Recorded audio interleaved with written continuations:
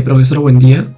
Nuestro trabajo consiste en un mecanismo de antiparalelogramo articulado y los integrantes son Karina Betsy Kayaraki, Diana Cunicio Guamaní, Johnny Víctor Guamán Medina, Luigi Enrique Oreja Oregui y mi persona Kevin Meyer Centesedano. En cuanto a la introducción, es bien sabido que nuestro mundo está cambiando demasiado últimamente a comparación de siglos anteriores. Esto se da debido a muchos factores, como es la tecnología, que viene desarrollándose a pasos muy agigantados hoy en día.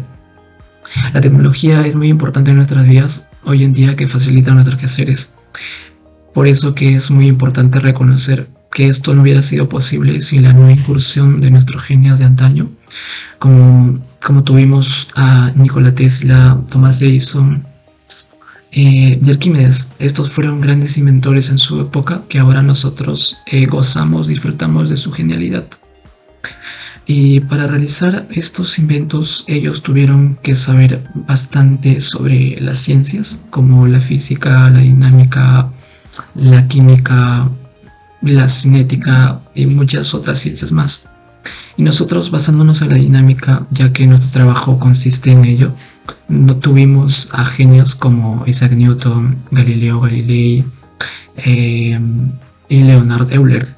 Ellos estudiaron la dinámica, tuvieron la genialidad, la pasión, la curiosidad y el conocimiento del impacto que la dinámica genera en la humanidad. Y pues sin el no conocimiento de la dinámica, nosotros hoy en día no estaríamos disfrutando del tren, del avión, de la bicicleta, de los carros y muchos más vehículos que son importantes para nuestro vivir de día a día. Por eso, por estas cositas que es muy importante siquiera conocer lo imprescindible de la dinámica, como es los mecanismos de movimiento. Y pues nosotros, basándonos en nuestro trabajo, vamos a calcular y determinar las reacciones dinámicas de un mecanismo antiparalelogramo articulado, del cual será un modelado en 3D y su funcionamiento será en SolidWorks.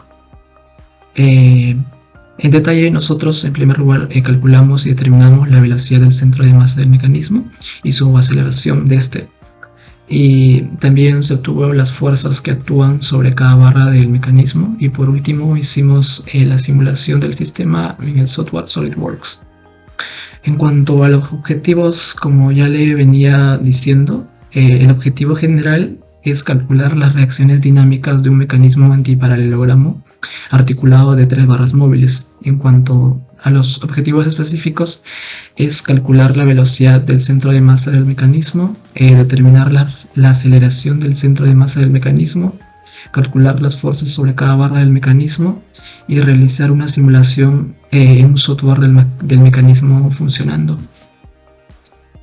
En cuanto al marco teórico, el cuerpo rígido es un sistema de partículas tal que las distancias entre ellas no varían. Este concepto es muy empleado en la cinemática, ya que solo se estudia el movimiento de cuerpos y no las fuerzas que actúan sobre ellos. En cuanto al movimiento de traslación pura, este se da cuando el cuerpo cambia de posición sin cambiar su orientación, o sea que todos los puntos del cuerpo sufren el mismo desplazamiento a medida que pasa el tiempo. Y el movimiento de rotación pura, este movimiento se da cuando el cuerpo cambia su orientación mientras se mueve, es decir que todas las partículas que lo conforman describen trayectorias circulares con centro en el eje de rotación.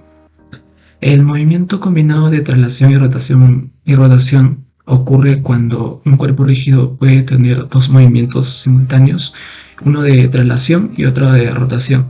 Es decir, que el movimiento más general de un cuerpo rígido se puede considerar como una combinación de estos dos, de la combinación del movimiento de traslación y rotación.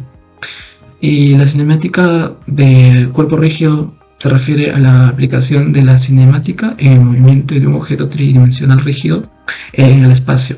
Sin embargo, no se consideran las causas del movimiento de la partícula y se limita al estudio de la trayectoria de la partícula respecto al tiempo. Algo parecido como le venía mencionando en el cuerpo rígido. Bueno, continuando con la exposición, yo les hablaré acerca de la cinemática. Bueno, antes de nombrarles qué estudia la cinemática, debemos conocer que la mecánica es la ciencia del movimiento, es también la ciencia del momentum, la fuerza y la energía. De ella se deriva la cinemática, que se encarga de estudiar básicamente el movimiento y la trayectoria de una partícula a través del tiempo. En este caso, no se toma en cuenta la fuerza con la que se aplica. Sin embargo, sí se toman en cuenta medidas como la velocidad, la aceleración que genera esa partícula, ¿no? Este fenómeno de la cinemática es muy obvio poder observarlo en nuestro alrededor cotidianamente, en el movimiento del viento, las olas, los pájaros que vuelan, los animales que corren, las hojas que caen. Prácticamente todos los procesos imaginables pueden describirse como el movimiento de ciertos objetos. Para analizar y predecir la naturaleza de los movimientos que resultan de las diferentes clases de interacciones, se han inventado algunos conceptos importantes tales como las del momentum, fuerza y energía.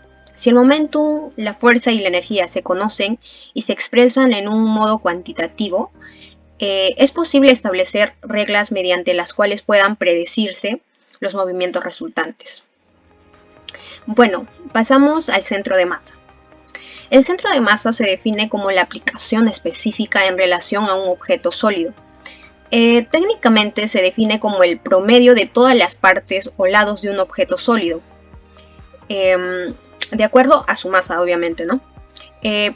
Para una parte de los objetos sencillo con densidad constante, el centro de masa se encuentra en el centroide, y para otros más complejos necesitamos definiciones matemáticas, ¿no?, que nos puedan ayudar a encontrar el centro de masa. Bueno, pasamos con el mecanismo antiparalelogramo. En primer lugar, ¿qué es un mecanismo? Un mecanismo transforma el momento de entrada, ya sea lineal, circular o oscilante, en un patrón deseable. Por lo general, desarrolla una trayectoria final de salida predecible, acorde al problema que se desea solucionar. En ese sentido, se define a un mecanismo antiparalelo como un mecanismo compuesto por 4 barras con longitud fija, las cuales funcionan como los 4 lados de un antiparalelogramo. Y estos obviamente pueden rotar a partir de las uniones de cada uno de los vértices del mecanismo antiparalelogramo. Bueno, descripción del mecanismo. Ley de Grashof, mecanismo de 4 barras.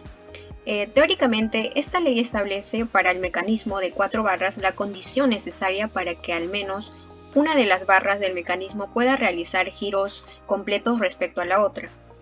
Cabe recalcar que un mecanismo de 4 barras es la cadena cinemática cerrada más simple de eslabones unidos con un cierto grado de libertad. Dicha cadena se obtiene al conectar entre sí varios eslabones, es decir, varias barras, de tal forma que sea posible el movimiento relativo entre ellos, de modo que si se proporciona un movimiento de entrada, se va a obtener como respuesta un movimiento de salida. En conclusión, la ley de Grashof nos permite analizar el tipo de movimiento que realiza un mecanismo de 4 barras, así como también establece la condición necesaria para que al menos una de las barras pueda realizar un giro completo respecto a la otra, es decir, debe de tener al menos una manivela. Para ello se debe de cumplir la siguiente condición, donde L es la longitud de la barra más larga y S es la longitud de la barra más corta. Esta suma debe de ser menor o igual a la suma de la longitud de la barra restante con la longitud de la otra barra restante. Algo muy importante que debemos de entender para poder comprender lo que realiza un mecanismo, ¿no? En un mecanismo de 4 barras, si una barra realiza un giro completo, se le denomina manivela. Si se realiza un movimiento de giro alternativo, se denomina balancín. A continuación se nombrará y se va a describir las características netas de uno de los mecanismos que cumple con la ley de Grashof, que vendría a ser mecanismo de antiparalelogramo articulado, en este caso el mecanismo que nosotros estamos estudiando. Bueno, este mecanismo es un antiparalelogramo articulado con un punto de cambio. Asimismo, consta con eslabones de igual longitud, situados en forma opuesta para que las dos manivelas giren en sentidos contrarios. Las medidas de las barras AB y CD son iguales, es decir, de igual longitud y opuestas, mientras que las barras AD y BC son de igual longitud y paralelas. ¡No paralelas!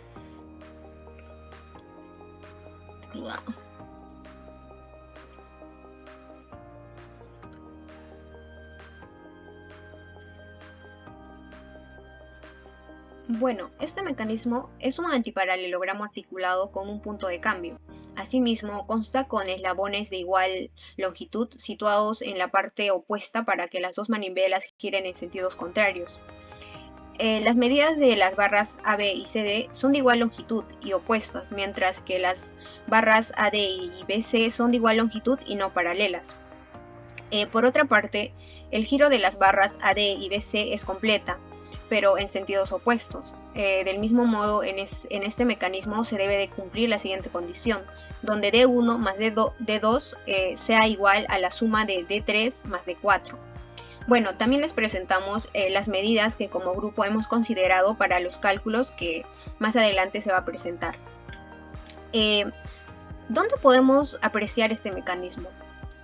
Bueno, generalmente este mecanismo lo podemos apreciar en el uso de la máquina lanzadora de pelotas de tenis, donde se requieren que las ruedas que impulsan y lanzan la pelota giren en sentidos contrarios. Ahora procederemos a realizar los cálculos cinemáticos. El objetivo de esta parte es poder encontrar la velocidad de centro de masa de la barra AB, BC, CD y la aceleración del centro de masa de las mismas barras. Para eso nos ayudamos del libro de Artobolevsky, donde se referencia a algunas condiciones como por ejemplo que la barra AB es igual a la barra DC y que la barra BC es igual a la barra AD. Por tal motivo hemos escogido como datos los siguientes. Para la barra AB, que es igual a la barra CD, 0.3 metros. Para la barra BC, que es igual a la barra AD, 0.6 metros. Y nuestro ángulo inicial, que sería de B a AE, sería de 60 grados sexagesimales. Y nuestra velocidad angular de 5 radianes sobre segundo. Primero comenzaremos con el análisis de la barra AB.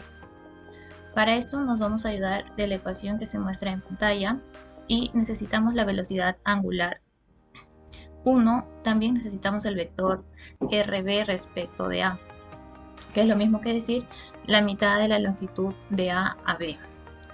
Reemplazando nuestros datos obtenemos que nuestra velocidad en B es menos 0,75 J más 1,299 I. Hallamos su módulo y nos resulta 1,50 metros sobre segundo. Procedemos a hacer lo mismo con la aceleración en B, donde nos resulta 7,050 metros sobre segundos al cuadrado. Hacemos lo mismo para la barra BC. En este caso vamos a necesitar la velocidad angular 2 y también el vector RC respecto de B, el vector posición. En esta parte vamos a tener que utilizar tanto la velocidad en C como la aceleración y nos van a salir dos ecuaciones las cuales se igualan para poder hallar la velocidad angular de 2 y 3. Igualamos esas ecuaciones y nos resulta que la velocidad angular en 2 es 0 radianes sobre segundos y la velocidad angular en 3 es 5 radianes sobre segundo. Hallamos la velocidad y aceleración en C. Para eso necesitamos la velocidad angular en 2, que ya lo hemos hallado anteriormente, y el vector posición RC respecto de B, que también ya lo tenemos, que es 0,30 I menos 0.5196 J.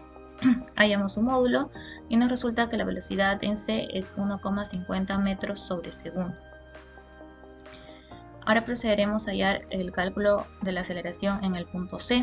Para eso utilizamos la velocidad angular 2, necesitamos la aceleración angular en B y también el vector posición RC respecto de B. La aceleración en C nos resulta menos 3,75 más 0,5196 multiplicado por la aceleración angular en 2 y más menos 6.495 más 0,30 velocidad angular en 2 por J. Al igual que el anterior ítem, también vamos a encontrar dos ecuaciones que van a ser igualadas para poder calcular la velocidad, la aceleración angular en 2 y la aceleración angular en 3.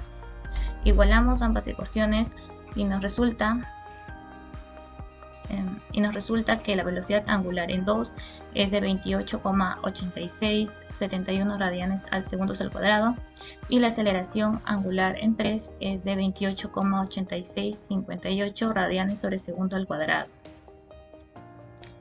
Por lo tanto, nuestra aceleración en C, el módulo de la aceleración en C sería de 11,4557. Finalmente vamos a hallar la velocidad y aceleración en los centros de masa, que es el objetivo de esta parte de los cálculos cinemáticos. Para el centro de masa 1 utilizamos la velocidad angular en 1 y el vector de posición de G1 respecto de A. Hallamos el módulo y nos sale que es 0,75 metros sobre segundo. Hallamos también su aceleración y nos sale 3,75 metros sobre segundos al cuadrado. Lo mismo hacemos con el centro de masa 2, hallamos su velocidad angular en 2 y el vector posición del centro de masa G2 respecto de B.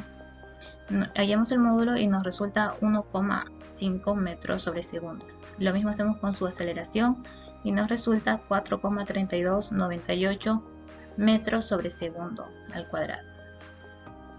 Finalmente, para el centro de masa 3, igual utilizamos la velocidad angular 3 ya hallada en los ítems anteriores y el vector posición G3 respecto de D.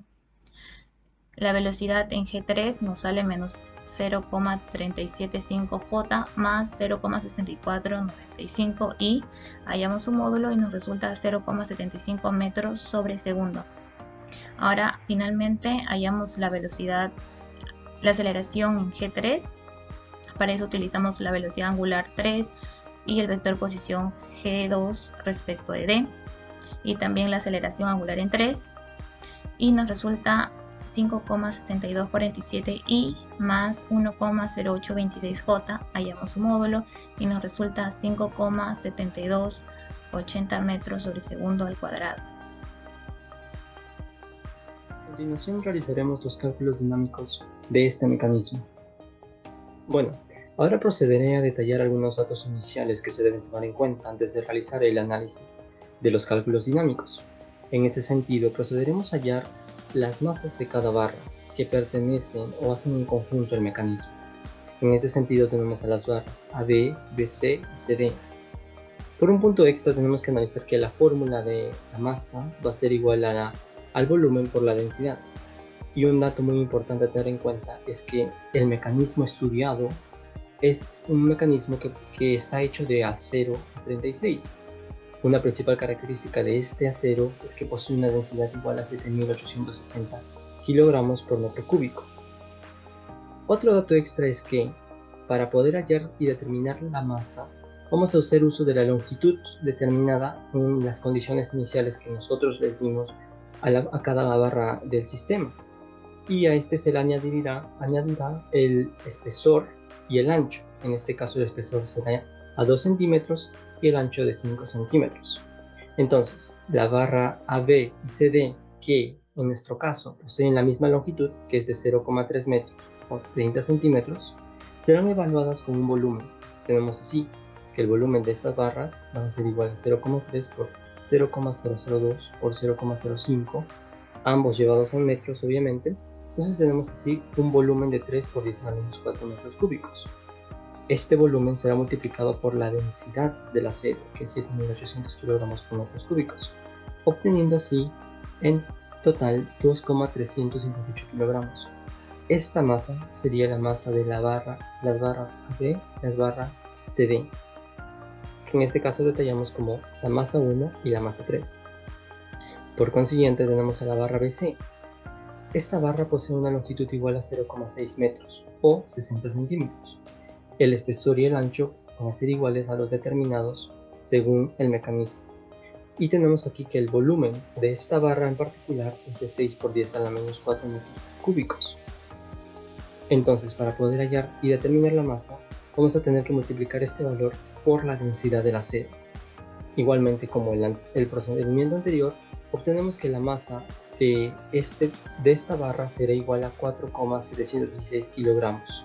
Entonces, con estos datos ya podemos proceder para poder calcular los cálculos de las reacciones. Ahora bien, avancemos con el análisis de la barra AB. Para esto hay que tomar en cuenta los datos que hemos obtenido con el análisis cinemático o el cálculo cinemático de nuestro mecanismo. Por ende, tenemos que tomar en cuenta los datos como la aceleración angular, la velocidad angular, el peso de la masa, que ya habíamos calculado anteriormente, y también tenemos que hallar el radio de esta misma respecto a un punto. Entonces, al realizar el diagrama de causas y efectos, tenemos por siguiente separar los esfuerzos y también tenemos que determinar el momento de inercia de esta misma.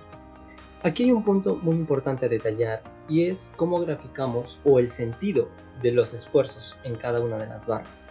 Como se puede observar, las barras AB hemos determinado que en las barras AB van a poseer ese sentido con respecto a los esfuerzos acoplados en estas. Hay algo muy importante y es que estos esfuerzos tienen un sentido determinado por el momento de esta manera, y esto va a ser de crucial importancia también más adelante en la determinación de la barra de los esfuerzos de la barra BC. Así que por ahora tengamos en cuenta eso. Bueno, prosiguiendo con el análisis correspondiente, hallaremos la inercia o el momento de inercia con respecto al punto A, utilizando la fórmula respectiva en este. Así, después de hallar el momento de inercia en el punto A, procederemos a detallar la aceleración tangencial de estas y también la aceleración normal. Como se pueden observar mostrado en pantalla, tenemos la aceleración tangencial y la aceleración normal. La aceleración tangencial depende de la velocidad de la aceleración angular y la aceleración normal depende de la velocidad angular. Así tenemos los valores que se presentan en pantalla. Bien, una vez detallados los valores de la aceleración tangencial y de la aceleración normal y además calcular el momento de inercia en el punto A, procederemos usando el método de Euler, en el que se hallarán la sumatoria de momentos con respecto al punto A. Con respecto a las causas, va a ser igual al momento de inercia del punto A multiplicado por la aceleración angular de la barra. Luego, después del proceso respectivo y el análisis de los sentidos de los esfuerzos, determinamos que el esfuerzo tangencial con respecto al eje tangencial es 5,777 Newton. Y aplicando el método de Newton, primeramente la suma de esfuerzos en el eje tangencial, que va a ser igual a la masa por la aceleración tangencial del centro de masa. Procederemos a determinar los esfuerzos que iban en sentidos contrarios y así hallaremos que el esfuerzo en A tangencialmente va a ser igual a menos 5,777 Newton. Luego, con el método de Newton aplicado en el eje normal, hallaremos una primera ecuación que será de vital ayuda para el siguiente cálculo que veremos más adelante. Así que tengamos esto guardado por el momento, que va a ser nuestra primera ecuación. Ahora analicemos la barra CD. Esta barra posee las mismas características que la barra AB. Lo digo porque esta presenta rotación pura. Entonces, el análisis que se va a desarrollar en esta va a ser igual o prácticamente la misma. En este caso, hay un dato muy importante que ya habíamos comentado, y es acerca del sentido de los esfuerzos aplicados en los puntos C y en el punto D. En este caso, estos esfuerzos toman ese tipo de dirección de sentido. Ahora bien, los datos que tenemos que tener en cuenta, como ya se conocen, son la aceleración angular, la velocidad angular, la masa, el peso y también el radio. En este caso también volveremos a hallar la inercia, pero esta vez vamos a hallar la inercia con respecto al punto D. Igualmente vamos a hallar las aceleraciones tangenciales y la aceleración normal, ¿no? Y ahora bien, procedemos a hablar entonces de aplicar el método de Euler en esta barra también. Ahora, si bien sabemos, vamos a tener que aplicar lo mismo que hemos hecho con respecto a la barra AB. Entonces, aplicamos la sumatoria de momentos con respecto al punto D de las causas, que va a ser igual al momento de inercia del punto D multiplicado por la aceleración angular de la barra. Así tenemos que la fuerza o la reacción C en el eje tangencial va a ser igual a menos 1,0299 Newton, usando el método de Euler, obviamente. Y luego analizaremos el método de Newton en el eje tangencial y en el eje normal. Así, el método de Newton, que es igual a la sumatoria de fuerzas en el eje tangencial igual a la masa multiplicado por la aceleración tangencial con respecto al centro de masa. Así determinamos que la reacción tangencial en D va a ser igual a menos 2,374 newton. Igualmente realizaremos este proceso, pero para esta vez el eje normal, y como ya nos sucedió igual que el análisis en el eje AB, obtendremos una segunda ecuación también que procederemos a guardar por este momento para poder detallar un poco más adelante. Porque prácticamente, para hacer un resumen correcto, la aplicación de la barra AB y CD es la misma, pues como ya lo habíamos comentado, presenta rotación pura, así que el análisis es el mismo para ambos, por ahora. Así que procederemos. Entonces, prosiguiendo, tenemos el análisis de la barra BC. Y, como ya lo habíamos comentado, esta barra trabaja en rotación o traslación, así que el análisis es un poco distinto al resto de las dos barras. En este caso, habíamos comentado que deberíamos tener en cuenta el tipo o el sentido de las reacciones en esta misma. Es por eso que, si se puede observar, las reacciones aplicadas en el punto B y C son contrarias a los que ya habíamos visto aplicadas en la barra AB y CD. Ya les había comentado que este punto es distinto, pues las reacciones tienen que ser contrarias para poder ser determinadas en la barra BC. Y obviamente es por es más un sentido físico que tienen estas reacciones en las articulaciones. En este punto ya sabemos que las reacciones en las articulaciones van a ser distintas, tanto para la barra B, para la barra CD, y en este caso ahora que estamos analizando la barra BC. Pero obviamente vamos a analizar igual en estas las causas y los efectos, como deben ser. Entonces, ahora que no contamos con un punto en rotación pura, vamos a analizar el momento de inercia en el centro de masa de esta misma. Así que, como se ven en esta presentación, observamos el momento de inercia en el centro de masa de esta barra. Obviamente que ya obtenemos este análisis. Y luego, como ya habíamos obtenido de las ecuaciones cinemáticas, la aceleración del centro de masa con respecto a la barra BC, que si la pueden ver, como la observan en pantalla, está presente tanto en el eje X y en el eje Y como vectores unitarios y también como módulo. Y obviamente todos estos datos han sido calculados usando los datos inicialmente que hemos obtenido con los cálculos cinemáticos. Muy bien, prosiguiendo con el cálculo de las reacciones, procederemos a usar el método de Euler para determinar las reacciones que aún faltan.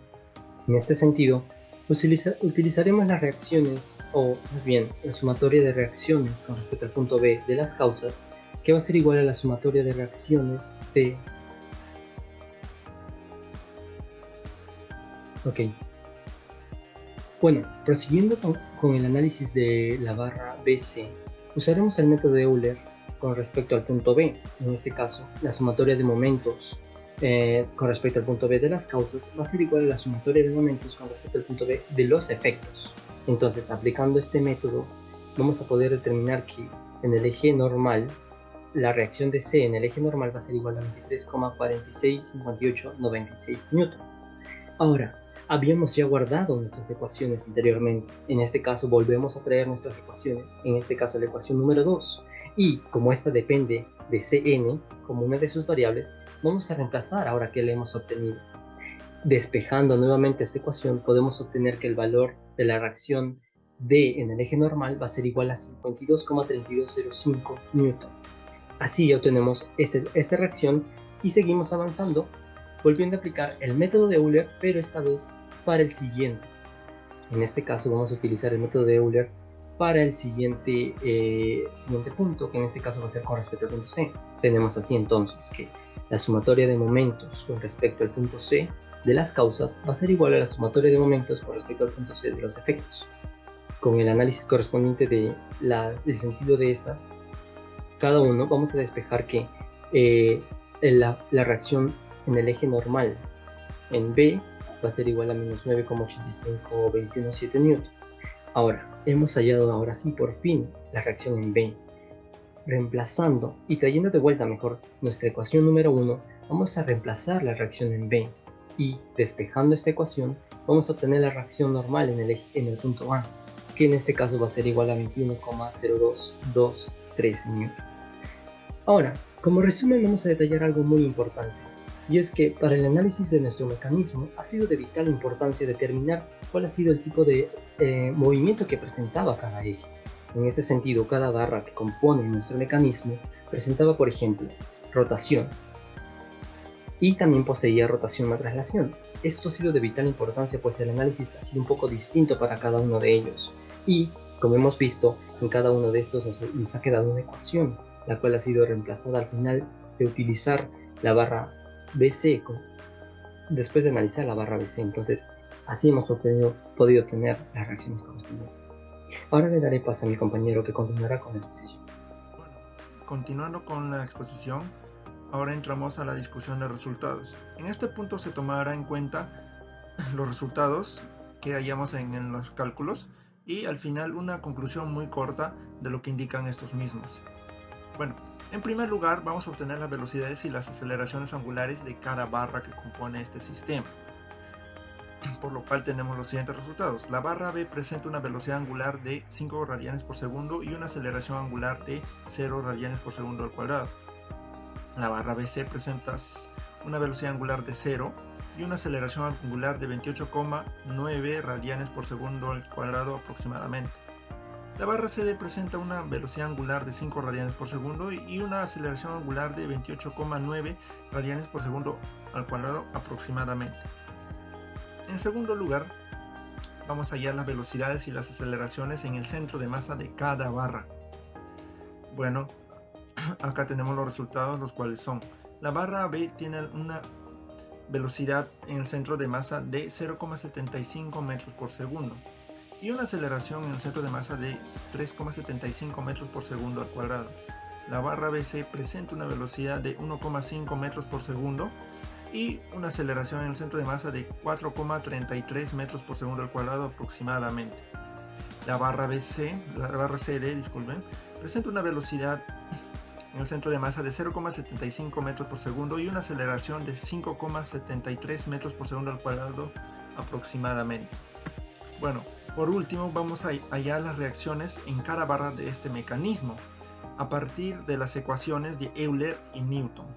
Bueno, estos son los resultados.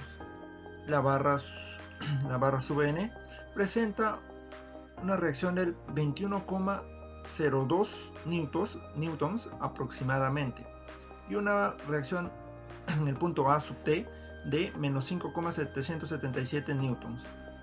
En el punto B sub n presenta una reacción de menos 9,85 newtons aproximadamente.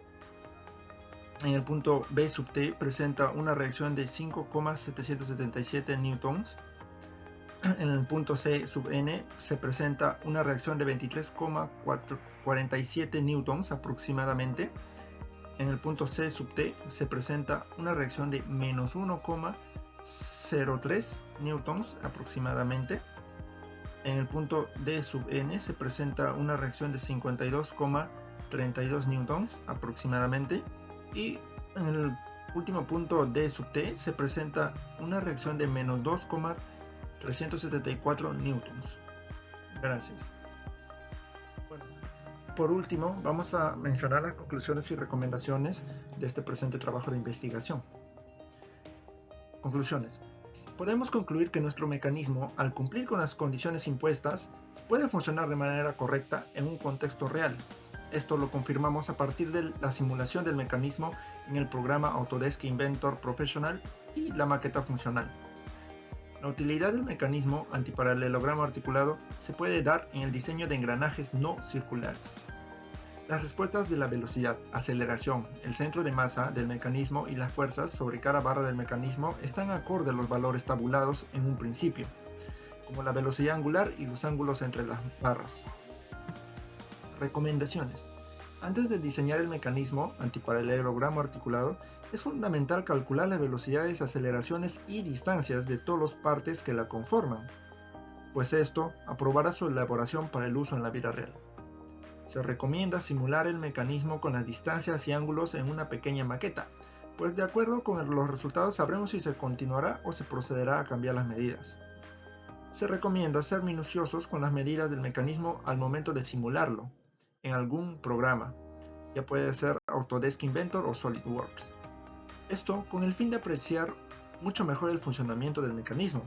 No está de más mencionar que un detallado trabajo en esos programas nos ayudará a entender mejor el mecanismo y su movimiento. Muchas gracias. Simulación del mecanismo. En la parte inferior tenemos una imagen de nuestro mecanismo con ciertas condiciones que éste debe cumplir para poder llevarse a cabo de manera correcta. Tenemos también a nuestro amigo el mapachito que nos recuerda que nuestro mecanismo es un mecanismo antiparalelogramo articulado. Bueno, llevamos a cabo nuestro mecanismo en Inventor Autodesk.